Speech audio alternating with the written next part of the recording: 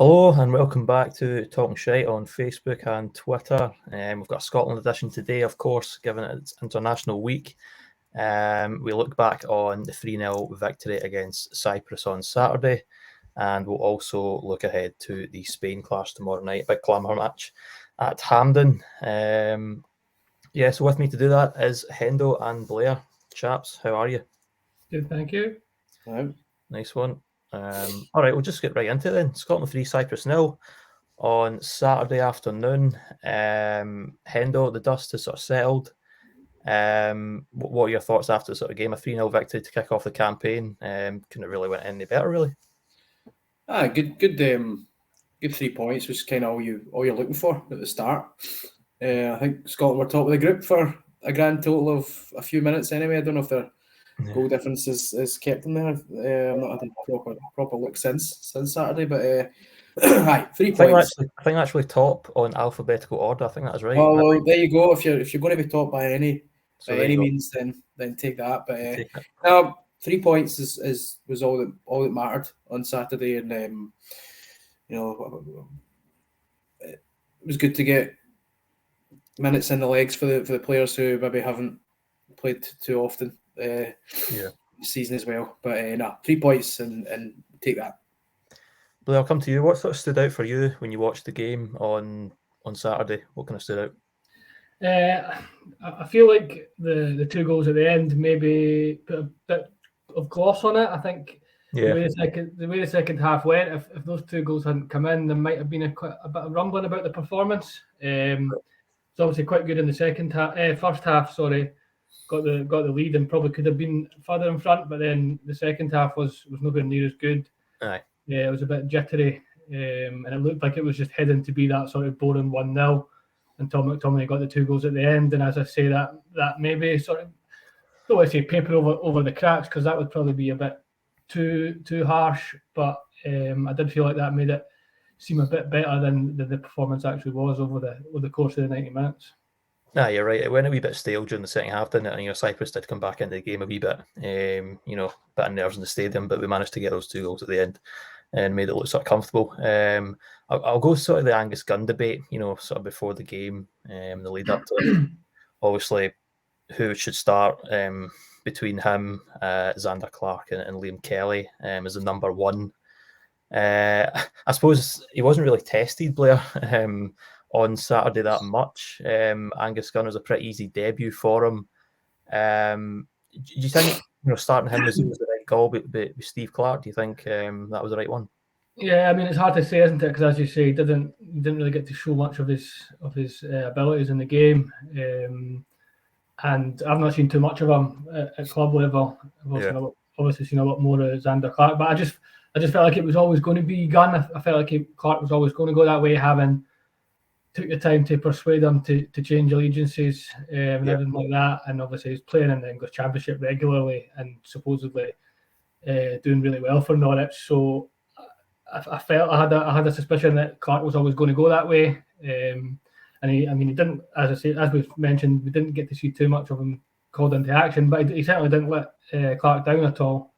So let's just hope he can sort of carry that on Tuesday night, I suppose, because he'll definitely be tested a lot more. We can maybe judge him a lot more on after that.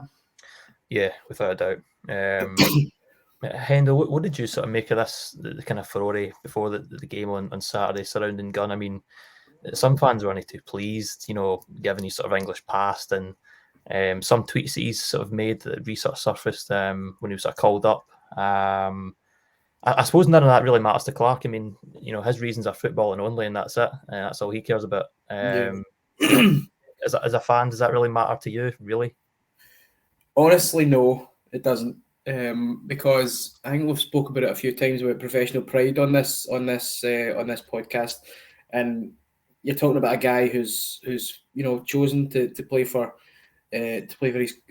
Scotland, which it was a decision that a long time in the making. Probably you could accept that. That's a fact. But the minute you pull on the jersey, I think he's going to give his all. And obviously, you mentioned Steve Clark. Obviously, had no issue with it. So if the manager's fine with it, I think that's the thing where the fans should then think, okay, well, a young boy when he's tweeting daft things, maybe. Just accept it, support your country, and support all players that play for that squad. I'm sure we'll come on to talk about a conversation that's in the headlines regarding that again. But no, I tend to agree with Blair. I think it was always on the cards that Angus Gunn was going to start. Aye. The minute Steve Clarke makes such a big sort of pitch to him and a push for him, he's probably, I can't say for certain, but the likelihood is he's maybe said, look, Craig Gordon's injured. We're looking for a number one at the moment. Would you like to come in and be that for us right now? Yeah.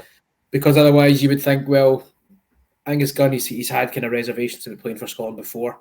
And if Steve Clarke went there and said, oh, you're going to be number 2 or 3 behind Zander Clark and Liam Kelly, chances are he's probably less inclined to accept the call. But the fury about it was over the top for me. I think when the players go on the pitch, you've got to just say, right, okay, that's who the manager's picked. They're going to be doing their best for the country, and let's just go on it. Yeah, exactly. If he gives 100% for the jersey and the nation, then we can't really argue with that. That's his job at the end of the day. Just sort of another wee debate that sort of ignited in our social feeds this morning on Football Scotland. Some sections of the Tartan Army have sort of come under fire, Blair, regarding Ryan Jack. Reportedly there was some boos in the stand at Hampden on Saturday whenever Ryan Jack sort of received the ball. Pretty petty and pretty embarrassing is probably the word.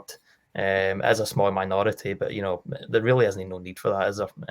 He actually played a good game as well alongside McGregor. They sort of complemented each other pretty well. But it's just really uncalled for, isn't it? Yeah, it's absolutely bonkers if you ask me. I think if you're going along to support the national team, you pretty much have to accept that there's going to be people playing who you don't necessarily like when it comes to club football. But if you're going along to support the national team, then why you would want to boo them when they're doing their best for the team that you're trying to support? It seems very counterproductive to me. Obviously, we think it's maybe Aberdeen fans who are doing it, possibly a bit of Celtic as well.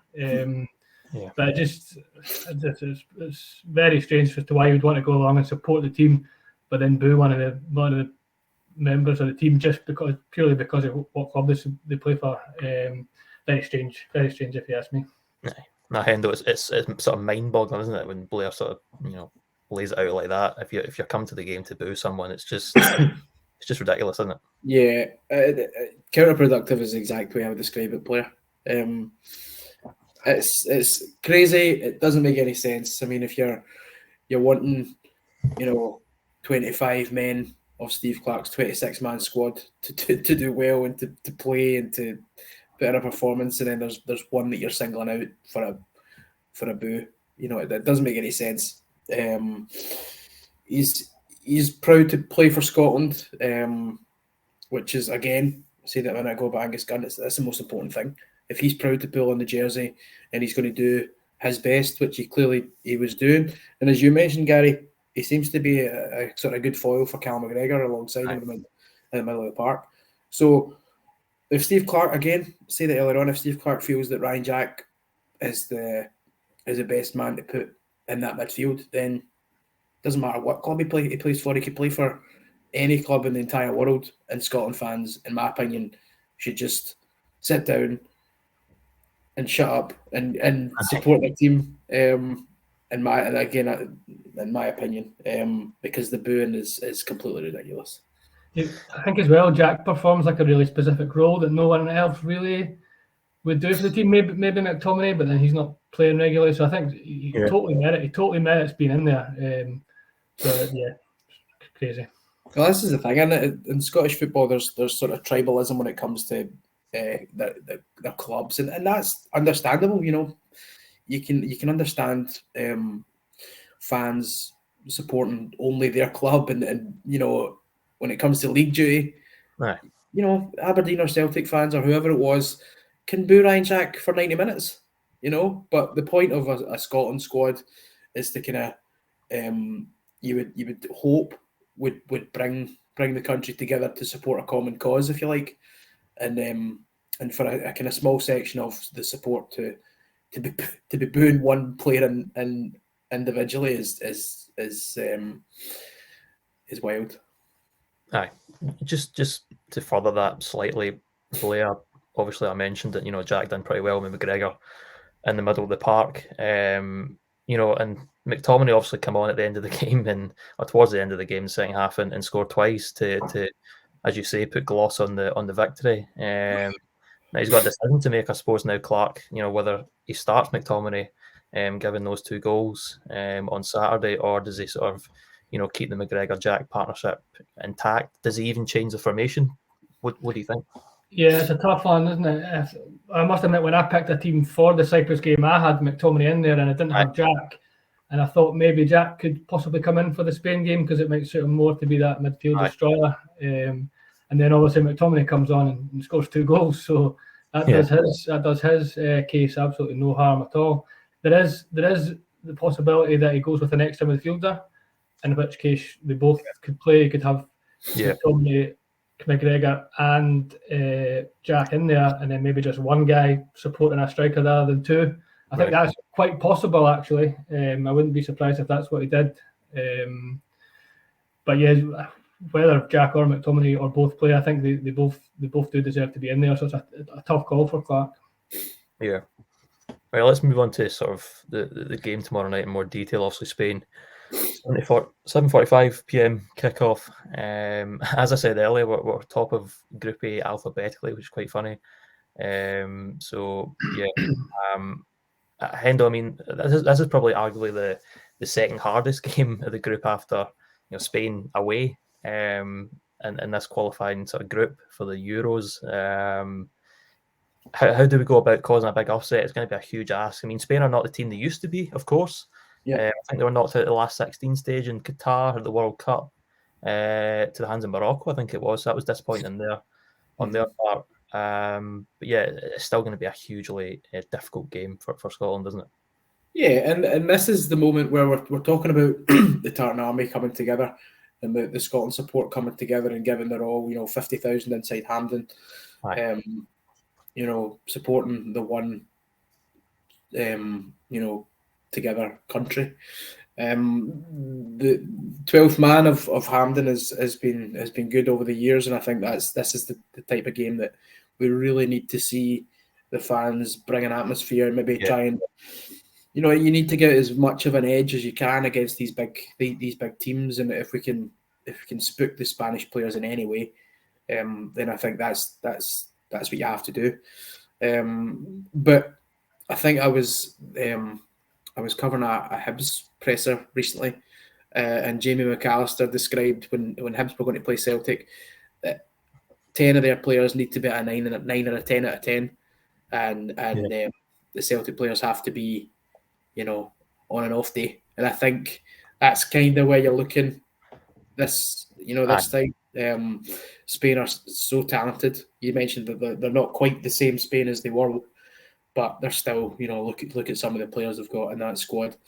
So I think it's kind of similar to that. I think Scotland have to be right at it from the first minute. You need your big players, John McGinn, Cal McGregor, Andy Robertson, and Angus Gunn. You need your big key players playing well, being on it, getting everyone kind of bringing them up to their level. And you just need to go kind of full throttle for 90 minutes and see what happens. Just another quick point about it was nice to see Lyndon Dykes back. Absolutely, against Cyprus. Obviously, he's had his health issues in the last wee while. So it's nice to see him back on the pitch. And if he plays tomorrow night, it'd be nice to see him put the ball in the back of the net a couple of times. Yeah. Well, Blair, he's probably likely to start, up front against Spain. Obviously, Che Adams is out injured after sort of going off on Saturday. So that changes sort of Clark's plan a wee bit in attack. Do you think he was going to go with one striker anyway before the game, regardless of the Adams injury? going into the Spain game, you maybe want to beef up the midfield, as you say. Yeah, I mean, I think he would have went with one striker anyway, but I do think that would have probably been Adams if he'd been fit. But also it gives Dykes a massive chance. He actually did really well when he came on Saturday, holding it up and stuff, and obviously got the assist for the first McTominay goal. My thing sometimes with Dykes playing up front on his own is a worry. Sometimes it gives the players an excuse just to be tempted to just keep smashing it long. It doesn't always work. I think the Ukraine playoff loss is a perfect example of that. That's a lot of what Scotland tried to do, and it just didn't work. So I hope that doesn't happen. Obviously, in a game like this, though, maybe the physicality of Dykes is something that can help us. Just as long as we're not tempted to be too direct and just keep giving the ball back to Spain, which obviously would sort of play into their hands a wee bit. Yeah. Aye, with Dykes, I mean, I think he's excellent, holding the play up, as you say. His touch is really good. He's actually quite a technical player. You might not think that, but he's good at laying the ball off to players around him. But that's what we'll need, on Tuesday. You'll need bodies around him if we are playing that sort of long ball up to him. Because, we're not going to probably have as much possession as we'd like to in the middle of the park. So it's going to be a key tactic. But I suppose we'll just move on to the predictions then for the game. Hendo, I'll start with you. What do you think? What's going to happen? Scotland going to pull off a victory? You take a draw, wouldn't you? I think I know I would take a draw. I wouldn't rule out a victory, if I'm honest. It's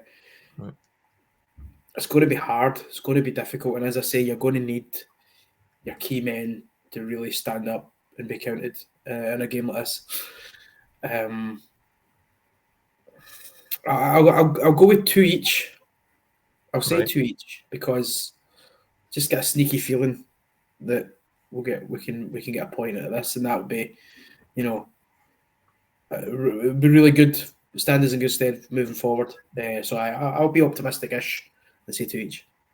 It's probably more about the performance, though, Blair, isn't it? I mean, Spain are going to be expected to win at the end of the day. They're going to be favourites to win.